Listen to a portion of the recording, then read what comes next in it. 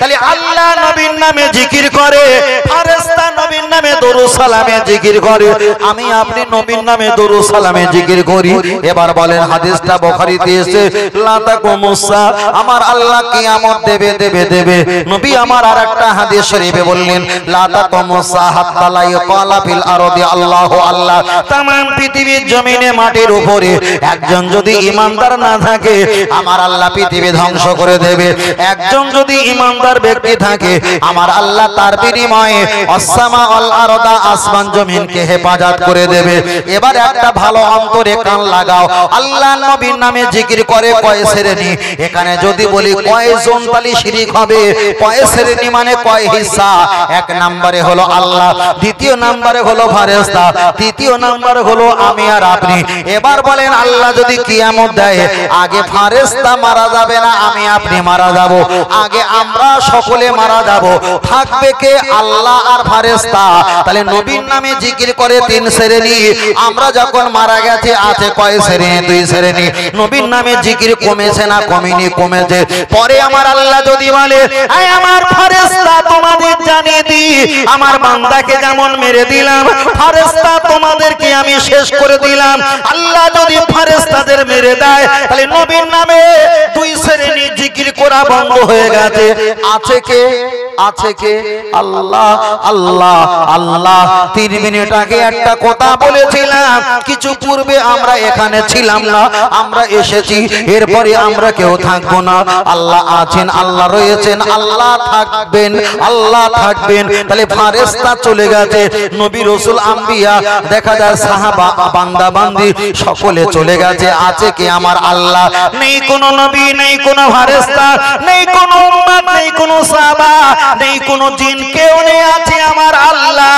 এবার বলেন আল্লাহ যখন একা আছে আর কেউ নেই, আল্লাহ জিকির করার মতো কে আছে? নেই কোনো নবী, নেই কোনো রাসূল, নেই কোনো ফেরেশতা, নেই কোনো উম্মত, নেই কোনো কীট পতঙ্গ প্রাণী, কেউ নেই, আমার আল্লাহ একা আছে। এবার বুকে হাত দিয়ে বলো, আল্লাহ জিকির বন্ধ হয়েছে না হয়নি? দাদু ভাই, আল্লাহ জিকির বন্ধ হয়েছে, কিন্তু আমার আল্লাহ আছে, রয়েছে, থাকবে। আমার আল্লাহ ওয়াদা করেছে, ইন্নাল্লাহ, নিশ্চয় আমি আল্লাহ আমার হাবিবের জিকির করি। তাহলে আল্লাহ জিকির বন্ধ হয়েছে, কিন্তু আমার আল্লাহ কুদরতি জবানে আমার নবীর জিকির চালিয়ে যাচ্ছে। তাহলে এখানে প্রমাণ হয়ে গেল, এক সময় আল্লাহ জিকির বন্ধ হয়ে যাবে, কিন্তু আমার আল্লাহ নবীর জিকির বন্ধ করবে না। আরেকটু জোরে আল্লাহু আকবার। অসুবিধা হচ্ছে নাকি বাবু? আল্লাহ, ও আমার বাপের, আমি আপনাকে বোঝাই, চলেন আর একটা বার আগিয়ে যাওয়া যায়। তাহলে নবীর জিকির সম্পর্কে আপনার কাছে একটা বার ধারণা দিলাম। আমি আপনাকে বলছি বাবা, পৃথিবীর জমিনে আমরা এসেছি, আমরা একদিন দুনিয়া থেকে বিদায় নিয়ে চলে যাব। আল্লাহর নবী বলেছেন, বাবা সাহাবীরা, তোমরা পৃথিবীর জমিনে কোন ব্যক্তি সবচাইতে বড় অসহায় গরিব বলতে পারবে? সাহাবারা বললেন, হুজুর, ওই ব্যক্তি যারা দুনিয়াতে ইনকাম অর্থ জোগাড় করতে পারলেন না, ওরা হলো পরকালে সবচাইতে বড় গরিব। নবী বললেন, না, দুনিয়াতে পরকালে ওই ব্যক্তি সবচাইতে যারা গরিব, দুনিয়াতে যারা নেকি কামাতে পারলো না, পরকালে ওরা সবচাইতে বড় গরিব। যারা দুনিয়াতে নেকি কামাতে পেরেছেন, পরকালে ওরা হলো সবচাইতে বড় ধনী। আমরা এখানে বসেছি, আমাদের একটাই পরিচয়, আমাদের পরিচয় হলো একটা আঙুল বড়, একটা আঙুল ছোট। আমাদের গোনার ভাগটা লম্বা, নেকির ভাগটা ছোট। আমাদের গোনার ভাগটা বেশি, নেকির ভাগটা কম। তাই আমরা এমন কথা বলবো আর এমন কথা শুনবো, যার কারণে গোনাটা ছোট হয়ে যায় আর নেকিটা আল্লাহ যেন বাড়িয়ে দেয়। আল্লাহ আল্লাহ। তার কারণ হলো একটা, আমি বারবার করে বলছি, নবী ছাড়া পৃথিবীতে কোনো পথ নাই। কোন ব্যক্তি এসে বলবে এই দলটা জান্নাতি, ওই দলটা জান্নাতি, কত রকম জান্নাতি দল দেখাবে, আদৌ কিন্তু ওতে কোনো জান্নাত নাই নাই নাই নাই। আমি আপনার কাছে মাইকে কিছু কথা বলতে আমার কষ্টিত বোধ হয়, আমার নিজের খারাপ লাগে, তবুও বলছি এতটুকু কথা। আজ থেকে 5 বছর আগে আমি অন্য বিষয়ে বক্তব্য নসিহত করতাম, কিন্তু 2 বছর পর থেকে নবী সম্পর্কে, পীর মাশায়েখ সম্পর্কে একটু কোরআন হাদিসের দলিল দিয়ে বক্তব্য করি। তার কারণ হলো একটা, হিসাব করে দেখেছি দুনিয়াতে শরীর নাড়া নামাজও আমার ইবাদতটা নামাজ, এই নামাজটা কবুল যদি নাও হয়, আপনি কি জানেন আপনার যে পীর মাশায়েখ বেঁচে আছে, আপনি তানার হাতে হাত দিয়ে একটাবার মুরিদ হয়ে সবক মাস করো, প্রতি নামাজে আপনি সবক পাঠ করো। যারা সবক মাস করে তাদের চেহারা, তাদের ভাষা, তাদের চিন্তাধারা আমার আল্লাহ যদি কবুল করে, সেটা আল্লাহর পক্ষে আর নবীর পক্ষে যাওয়া সম্ভব, ঠিক না বেঠিক?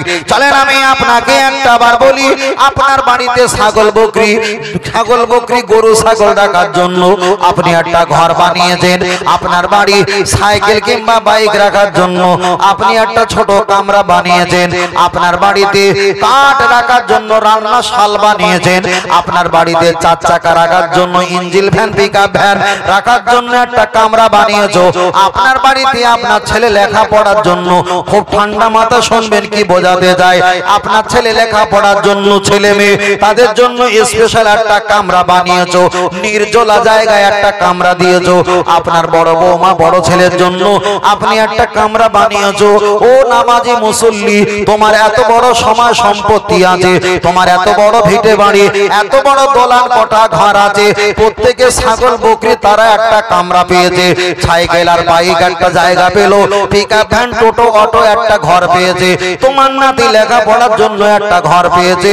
কিন্তু আল্লাহর বান্দা, তুমি যে আল্লাহর গোলাম, বড় গুনাহগার, আল্লাহর কাছে ইবাদত করার জন্য তোমার ওই ভিটে বাড়ি, ওই ঘরের ভিতরে তুমি কি স্পেশাল একটা ছোট কামরা বানাতে পারলেন না? এই কামরায় আমার নামাজের পাটি, আমার টুপি, এই কামরা তসবিহ, এই কামরা নামাজের মুসাল্লা, এই কামরা উজুর পানি, এই কামরায় দেখা যায় আমার জামা কাপড়, এই কামরায় আমার টুপি, আমার নাম হাজী রমাল, এই কামরায় পানি কিংবা কিছু শুকনো খাবার থাকবে, এই কামরা কিছু ফ্যান, কিছু লাইটের ব্যবস্থা থাকবে। আমি যদি শীতের সময় নামাজ পড়ি, বৌমা আমাকে বলবে আব্বা আপনি নামাজ পড়েন, আমি ভাত খুলি। আপনি যদি দেরি করে নামাজ পড়েন, আপনার বৌমার প্রতি জুলুম করা হবে। আপনি যদি তাড়াতাড়ি নামাজ পড়ো, আপনার 1 হাত সেলাই করতে গিয়ে নিজের পরিণতিটা 5 হাত লস হয়ে যাবে। ওই জন্য স্পেশাল একটা কামরা বানাও। আপনি কি দেখেননি ফুরফুরা দাদা পীর রহমাতুল্লাহ আলাইহির আল আওলাদ, ওনাদের দিকে একটা বার তাকাননি, মুরিদদের সঙ্গে কথা বলার জন্য একটা কামরা, আবার দেখা যায় স্বামী স্ত্রী পরিবার পরিজনকে নিয়ে থাকার জন্য একটা কামরা, নিজের ইবাদত করার জন্য, পাপের কথা আল্লাহকে জানার জন্য, সেটা একটা ইবাদতের জন্য একটা কামরা। আপনি যদি এই সিস্টেমে ইবাদত করে আল্লাহকে রাজি করতে সহজে পারবেন, নবীকে রাজি করতে সহজে পারবেন। কিন্তু আমরা সচরাচর বারান্দায় নামাজের মুসাল্লা ফেলে দিয়ে আমরা নামাজে দাঁড়িয়ে যাই, নামাজের মুসাল্লা গুটিয়ে আবার ঢুকিয়ে দেওয়া হয়, আবার সেখানে তুলে দেওয়া হয়। আমার মনে হয় এই নামাজটা যদি 100 বছর পড়া হয়, কতটা আল্লাহ কবুল করবে আল্লাহ মহান, আল্লাহ ভালো জানে। ও আমার বাপজিরা, আপনারা ফুরফুরা দাদা পীরের মুরিদ, তাই আমি বারবার বলছি, ফুরফুরা শরীফে গিয়ে 2 কেজি আপনি মনসুর মিঠাই কিনে কোনো লাভ হবে না, 5টা আতরের বোতল কিনে লাভ হবে না, হাজী রমাল পাগড়ি টুপি কিনে কোনো লাভ হবে না। আপনি কোন আওলাদের হাতে আপনি একটা বার যদি হাতে হাত দিয়ে বায়াত হও, তোমাকে সবক দেবে। প্রতি নামাজে যদি সবক পাঠ করা হয়, সবচাইতে বেশি কষ্ট হয় ফজরের নামাজে আর এশার নামাজে, মাগরিবেতে জলি জিকির করতে হয়। এই সবকটা পাশ করলে, হালাল খাদ্য খেলে পেলে দুই ঠোঁটের মাঝখানে দুই পাশার মাঝখানে ইজ্জতকে যদি হেফাজত করতে পারা যায় আল্লাহ চাইলে নবীর দিদার নসিব হয়ে যাবে। আল্লাহ নবী বলেছেন যারা আমার দিদার পাবে মর দুনিয়াতে কোনো টেনশন নাই, মরণে কোনো টেনশন নাই, কবরে কোনো চিন্তা নাই, হাসরে কোনো চিন্তা নাই, জাহান্নামে যাবারও কোনো চিন্তা নাই। কেন আল্লাহ নবী বললেন আলা আনা আউয়ালু শাফিঈন, আমি তো ওই ব্যক্তির মতো জান্নাতে দেওয়ার জন্য আমার আল্লাহ আমাকে প্রথম সুপারিশকারী বানিয়েছেন। জোরে বলেন সুবহানাল্লাহ, আর একটু জোরে বলেন সুবহানাল্লাহ। আল্লাহুম্মা সাল্লি আলা, জোরে মাশাআল্লাহ, জোরে পড়ো বাবা।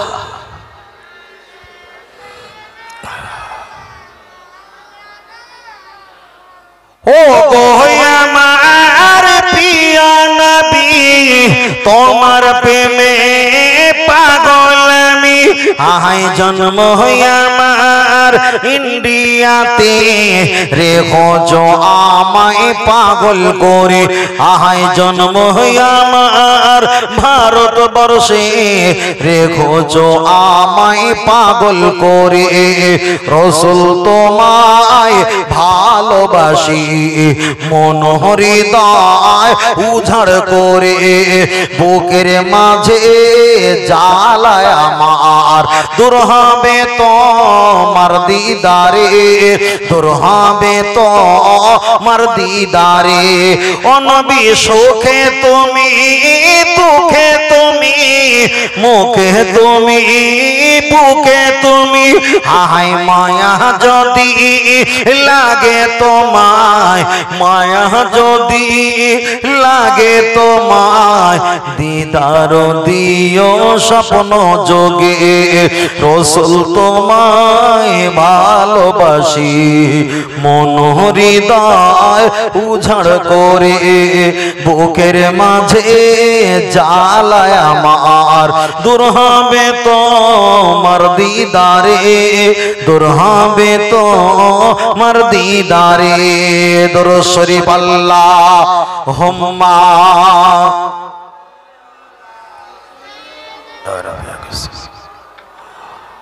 আল্লাহুম্মা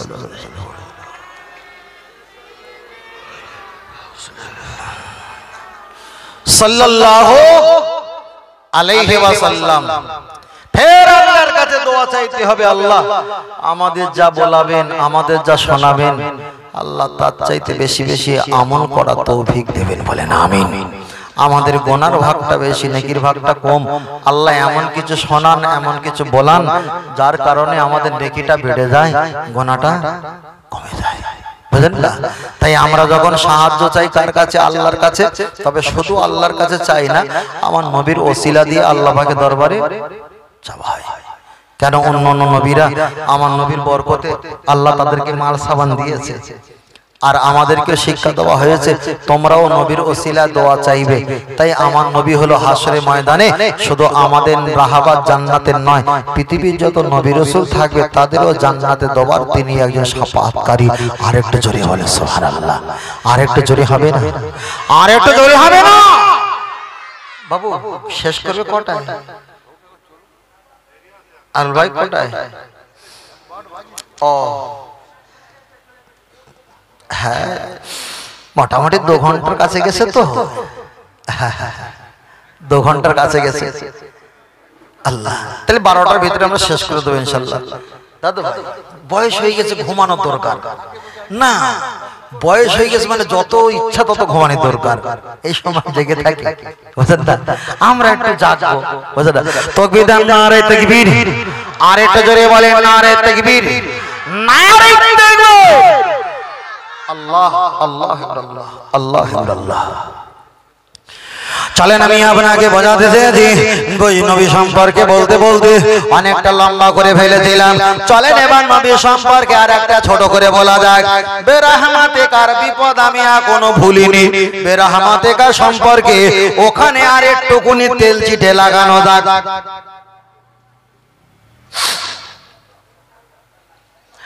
হাদিস শরীফে এসেছে নবী আদম আলাইহিস সালাম এক সময় আল জিবালা পাহাড়ের নবী আদম আলাইহিস সালাম কাঁদছে বিষয়টা ফের স্মরণ করিয়ে দেই বেরহমতিকা নবী বললেন সবচাইতে বড় জিকির হলো তোমার নবীর নামে কলেমা ওই বিষয়টা আবার ওখানে যাব আর একটা ছোট করে বলি আমরা কবরে আসব কবর থেকে জান্নাতে গিয়ে আমরা সমাধান করব চলেন একটাবার এগিয়ে যাওয়া যাক নবী আদম অল জিবালা পাহাড়ের উপরে বসে বসে কাঁদেন জঙ্গল থেকে কিছু হরিণগুলো নবী আদমের কাছে গিয়ে বললেন কাইফা হালুকা কি খবর নবী আদম বললেন হাল্লাহ আলহামদুলিল্লাহ হালা তাইয়িবুন আল্লাহ শুকরিয়া ভালো খবর ও নবী আদম আলাইহিস সালাম আমরা জঙ্গল থেকে আমরা দেখা যায় আমরা জঙ্গল থেকে হরিণ এসেছি আপনার কান্না শুনতে পাচ্ছিলাম তাই আমরা এসেছি আপনার কাছে কেন আপনি কান্নাকাটি করেন জবাব দাও খুব ভালো করে খেয়াল করবে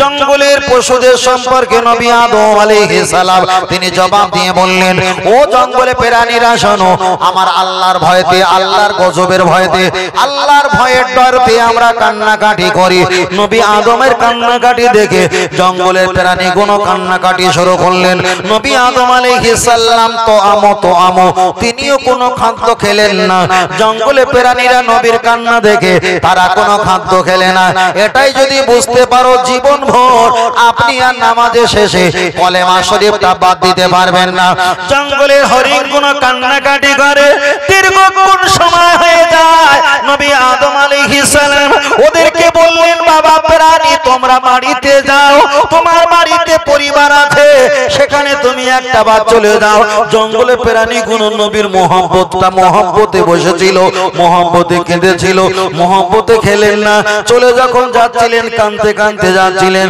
নবী আদম বললেন বাবা ও জঙ্গলে প্রাণী তোমরা হাজির হয়ে যাও আবার জঙ্গলে প্রাণী হাজির হলেন নবী আদম আলাইহিস সালাম নিজের বদনে শরীরে গায়ে জান্নাতি লাকড়ি পাতা মারিয়াম ফুল ছিল ওদেরকে খেতে দিয়েছে ওরা লাকড়ি পাতা মারিয়াম ফুলগুলো চিবিয়ে চিবিয়ে খেয়েছে জঙ্গলে যখন চলে যায় টোটাল জঙ্গলটা খুশবু আর খুশবু জারি হয়ে যায় চেহারাটা নূরে ঝিকিমিকি করে আর জোলা কম দুই পাশা ঠ্যাঙের মাঝখানে আমার আল্লাহ মির্গনাবি কস্তুরী দান করেছে খুব ভালো করে খেয়াল করবেন ওরা জঙ্গলে চলে যাওয়ার পর তৃতীয় দল হরিণ জিজ্ঞাসা করলো মাহাজা এটা কি কেসা হে কি ব্যাপার কি খবর বলো ওরা ব্যাখ্যাটা বলল আমরা নবীর কাছে গিয়েছিলাম তার মহব্বতে অনেক বর্ণনার কথা বলল ওরা বলল আমাদের লোকেশন দাও তৃতীয় দল হরিণ নবী আদম আলাইহিস সালামের কাছে এসে বললেন ও নবী আদম আলাইহিস সালাম আমাদের সাথীদের যে লাকড়ি পাতা মারিয়াম ফুল দিয়েছিলে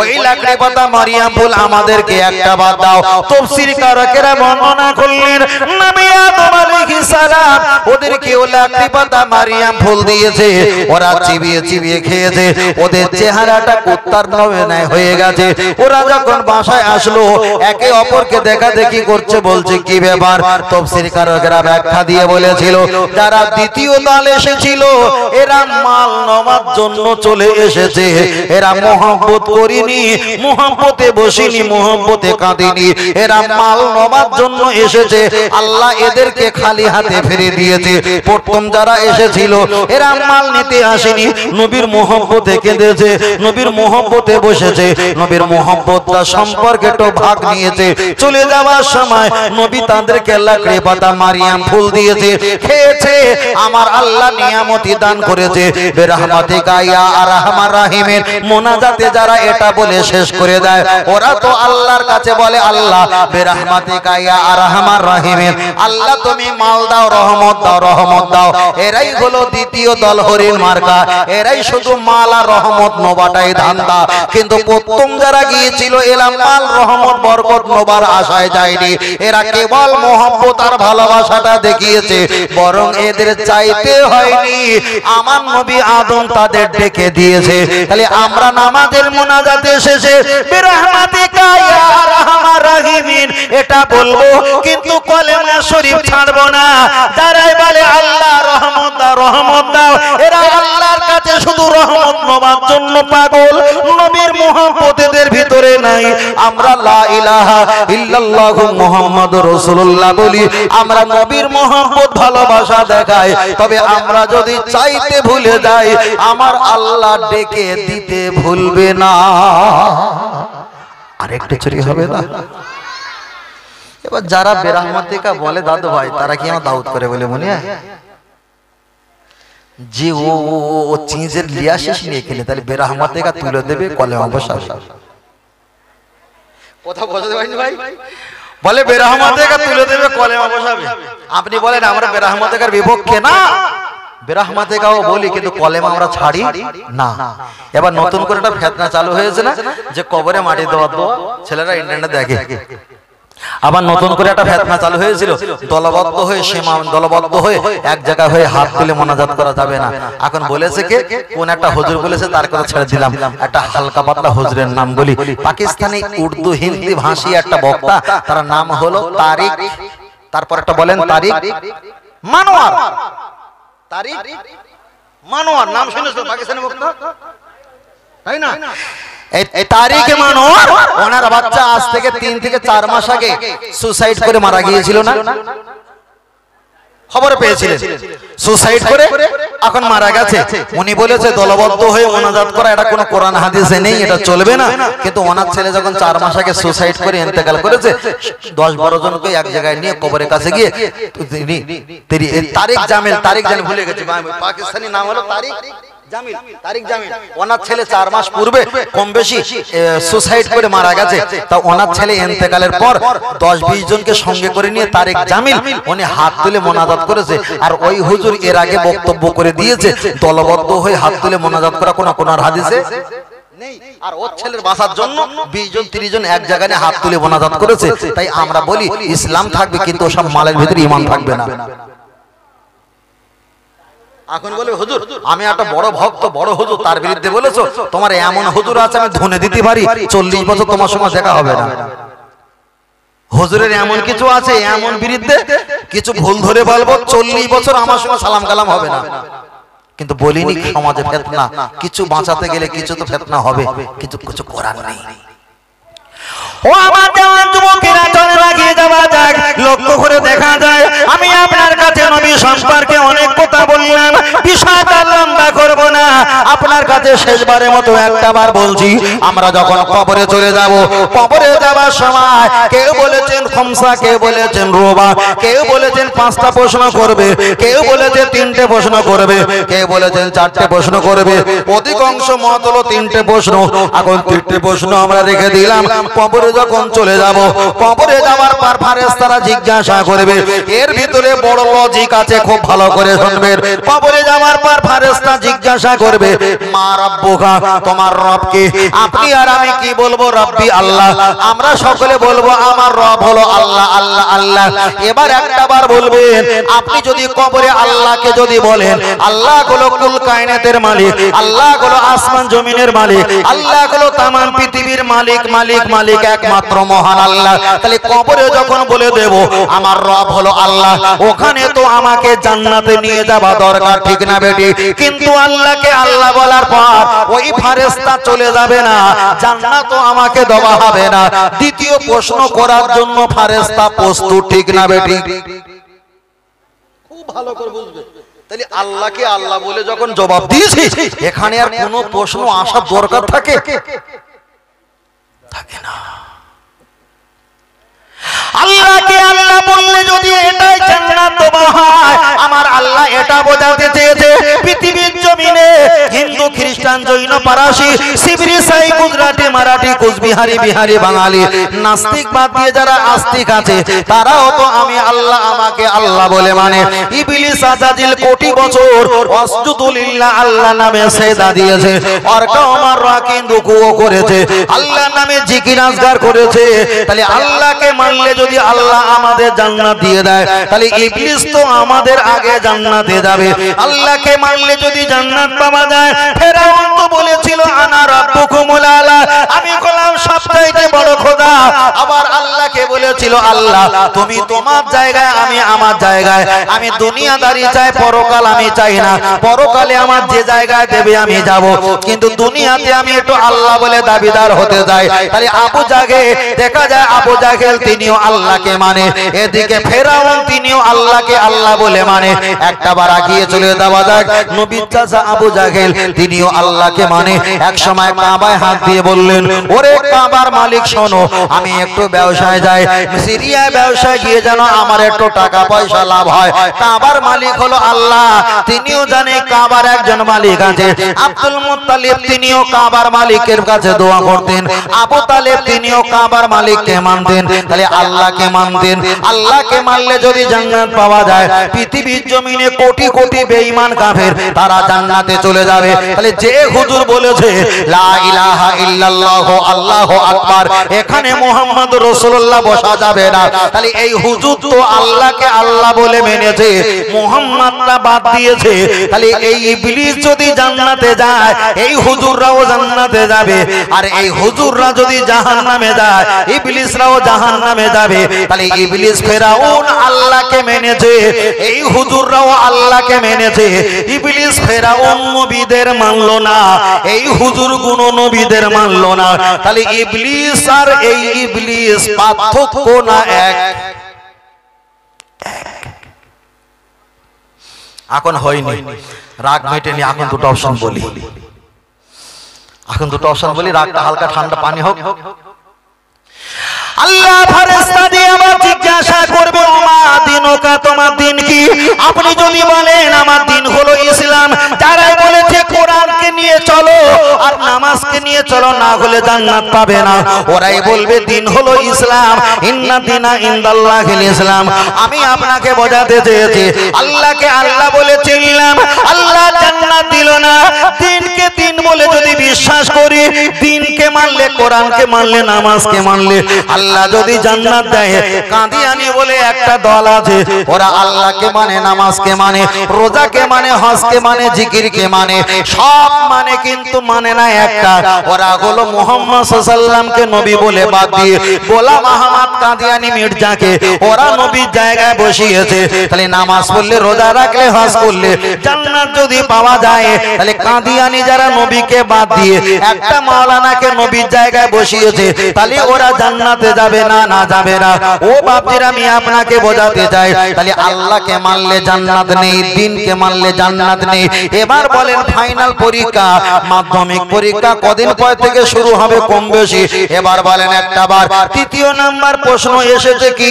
আমার নবীর নাম আমার নবীকা, তোমার নবীকে উচিত ছিল তো আল্লাহর পরে নবীর নাম আসা, কিন্তু আল্লাহর পরে নবীর নাম না রেখে দিনের নামটা রেখেছে। এখানে আমার আল্লাহ বোঝাতে চেয়েছে, আমার নবীর নামটা লাস্টে রেখেছি, ফাইনাল পরীক্ষা শত শেষে আমার নবীর নামটা রেখেছি শত শেষে। যারা আল্লাহকে আল্লাহ বলেছে তাদের জান্নাত নয়, যারা দিনকে দিন বলে স্বীকার করেছে তাদের জান্নাত নয়। লাস্টে বলা হবে আমার নবীকা, তোমার নবীকে। যদি বলতে পারে আমার নবী হলো মুহাম্মদ সাল্লাল্লাহু আলাইহি ওয়াসাল্লাম, তাহলে আল্লাহ মানা সার্থক হবে, দিন মানা সার্থক হবে। আর ফাইনাল পরীক্ষা লাস্টে ওটা হলো নবীর নাম। নবীকে যদি না চিনতে পারে, দিন মানা সার্থকতা হবে না, আল্লাহকে মানাও সার্থকতা হবে না। তাহলে প্রথমে ছিল টেস্ট পরীক্ষা, আর লাস্টে হয়েছে ফাইনাল পরীক্ষা। যারাই বলে বেরহমাতিকা, ওরা টেস্ট পরীক্ষায় মাতামাতি করছে। আর যারা লা ইলাহা ইল্লাল্লাহু মুহাম্মাদুর রাসূলুল্লাহ বলে, এরা অটোমেটিক ফাইনাল পরীক্ষায় পাস করেই আছে। আর একটু জোরে হবে না? ফের বলছি, মোনাজাত করেন আর নাই করেন আপনার ব্যক্তিগত ব্যাপার। কলেমা শরীফ মোনাজাতে পড়েন আর নাই পড়েন ব্যক্তিগত ব্যাপার। কিন্তু উদ্দেশ্য ছিল বেরহমাতিকা 40 বছর চালালে কলেমা শরীফ একটা বছর হলো না কেন? তোমার কি হয়েছে? বুঝলেন না? আর বেশি লম্বা করব না। প্রতিদিন বক্তব্য তো কষ্ট ক্লান্ত হয়ে যায়। আর আমরা বক্তব্য করি, কোনো গাঁজা করি, কোনো আলফাল, কোনো গল্প বলি না। সময়ের ব্যবধানে উঠি, সময়ের ব্যবধানে নামি। মানুষগুলো তাকিয়ে থাকে কিছু নেওয়ার জন্য, দেওয়ার মতো পরিবেশ পাইনি। দুর্বলতা আমাদের। বারবার করে বলছি, মাল যেমন তারিখ ডেট এক্সপায়ার হয়েছে কিনা দেখে নাও। কোনো খাবার কিনতে গেলে এখন বক্তারও দেখে নিতে হবে ওয়াজের ডেট এক্সপায়ার হয়েছে কিনা, এখন ওয়াজ পরিবর্তন হয়েছে কিনা, না সেই একই মাল খাওয়াচ্ছে। আর কথা রাগ করছেন নাকি দাদু ভাই? রাগ করছো? একই মাল খাওয়াচ্ছে না ব্র্যান্ডেড মাল তুলেছে, কথা বলেন না? ওই জন্য বলছি একই মাল খাওয়ালে হবে না, প্রতিনিয়ত নতুন নতুন খাওয়াতে হবে। তাতে কি হবে? সব সম্পর্কে জানা থাকবে। তার কারণ আমরা তো হলাম আল্লাহর বান্দা, নবীর গোলাম, বুঝেন না? তাকবীর দেই, নারায়ে তাকবীর। আর একটু জোরে বলি নারায়ে তাকবীর। মনে হচ্ছে বালিয়ে দিয়ে ঘুমিয়ে পড়ি, যা তাকবীরের আওয়াজ। আর একটু তাকবীর দেন, নারায়ে তাকবীর। মাশাআল্লাহ মাশাআল্লাহ। কালকে ছিলাম খানাকুল, আরামবাগ খানাকুল, রাত 2:25 হয়ে গেছে। কইছে 2:25 নাকি 20:25 হবে লোক, এর মানে 6টা বললো, 6টা বললো। আবার ফের কালকেরই যাব, আজকের এখানে কালকের ফের পাশে যাব। তা ওরা ওয়াজ শোনে, তবে যে বক্তা দাওয়াত করবে হুজুর ভাই একটা, ওরা একটু সেই বক্তার নাড়াচাড়া দেয় যে আছে না নেই, আছে না নেই। ওটার আগে বলে হুজুর গজল একটু কম করো, খুতবা একটু কম করো, গল্প একটু কম করো, শুধু ঘটনা একটু কম করো, এখন মশলা ফতোয়া দিয়ে ওয়াজ করো। আমি বললাম আমি তো মুফতি সাহেব না। বলে যা হয় ঠেলে দিয়ে, ঘাড় দিয়ে, গাদা দিয়ে ঠেলে মেলে নিয়ে যেতে হবে, এখন বাঁচার জন্য কিছু করার নেই। তার কারণ হেলিকপ্টারে পাকা খায় হয়ে গেলে সিলিং ফ্যান লাগাবো। হেলিকপ্টারকে বুঝতে পারো যার উপরে কি ফ্যান দিয়েছে? কথা বুঝতে পারে না? হেলিকপ্টারকে বুঝতে পারবে যে আমার উপরে কি ফ্যান দিয়েছে? ও তো থাকবে নিচে মুখ, আমরা তো উপর মুখ, বুঝেন না? তার কারণ হলো সুপারি যদি 700 টাকা কেজি হয়, কিনে খাবার যোগ্যতা নেই, পান তো খেতে হবে, তবুও খাজুরের আটি দিয়ে পান খাবো। তাই পান খাওয়া বলছি না, বলবো না। তো বিধান নারায়ে তাকবীর। আর এটা জোরে বলেন নারায়ে তাকবীর। বলো ইয়া রাসূলুল্লাহ ইয়া হাবিবাল্লাহ, জোরে জোরে ইয়া রাসূলুল্লাহ। দাদা বলো, সকলে বলো, বলো ইয়া রাসূলুল্লাহ, জোরে বলো ইয়া রাসূলুল্লাহ। গোলাপ নীলম, গাধা নীলম, নীলম রজনী গন্ধা, মনের সুখে মালা গেঁথেছি সকাল থেকে সন্ধ্যা।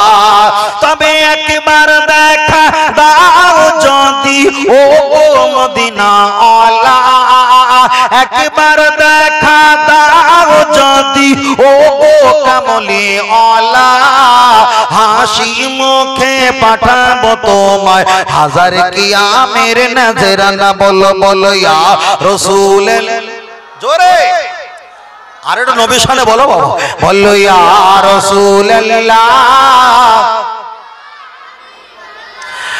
লাল ফুলকে প্রশ্ন করে তুমি রংটি কোথায় পেলে, ওহদ ময়দানে নবীজির রক্ত লাল ছিল বলে। বলো সুবহানাল্লাহ। আর একটু জোরে হবে না? সাদা ফুলকে প্রশ্ন করে তুমি রংটি কোথায় পেলে, মায়ার নবীজির নূরানি দাঁত সাদা ছিল বলে। আর একটু জোরে বলেন। তাই লাল সাদার দোকান থেকে তুলে গেঁথেছি মালা, সুযোগ পেলে দাঁড়িয়ে পাঠাবো হাজার কিয়ামের নজরানা। তবে একবার দেখা দাও যদি ও গো কামলি ওয়ালা, একবার দেখা দাও যদি ও গো মদিনা ওয়ালা, হাসি মুখে পাঠাবো তোমায় হাজার কিয়ামের নজরানা। বলো বলো ইয়া রাসূলুল্লাহ।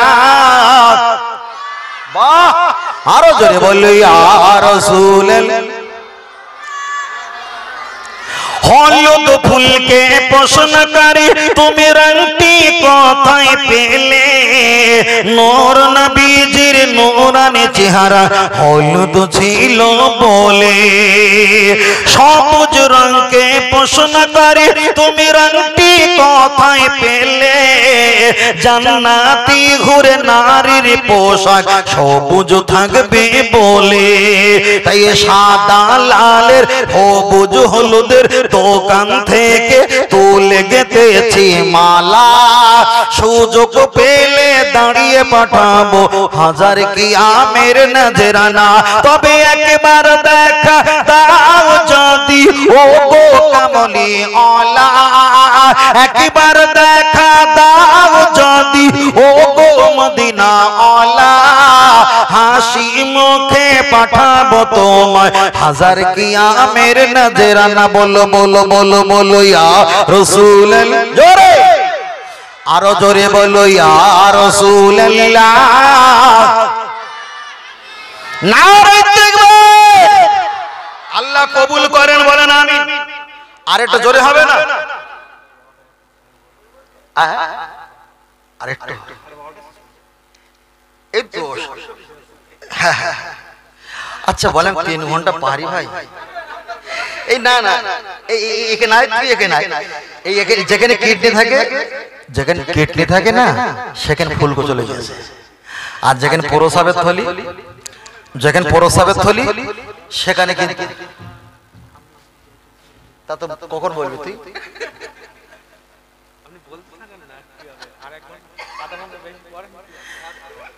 না বেশি দিয়ে না জলসার জন্য কালেকশন তা আগে একটু বলতে হয় না পাগল কথা করে সেইভাবে একটু বলতে হয় সব বিষয়টা আগে আমাদের শুনিয়ে রাখতে হয় না আমরা কনফিউজ থাকলে সমস্যা হবে আরেকটা গজল হবে কালেকশন না করলে জলসা চলবে তো আবার অসুবিধা নেই তো মাশাআল্লাহ আগামী বছর জলসা হবে তো মাশাআল্লাহ হবে তো কালেকশন হবে একটু চাই আবার না চাইলে আবার তো অনেকে তো সব হাওয়াকে চলে যায় তো হ্যাঁ হ্যাঁ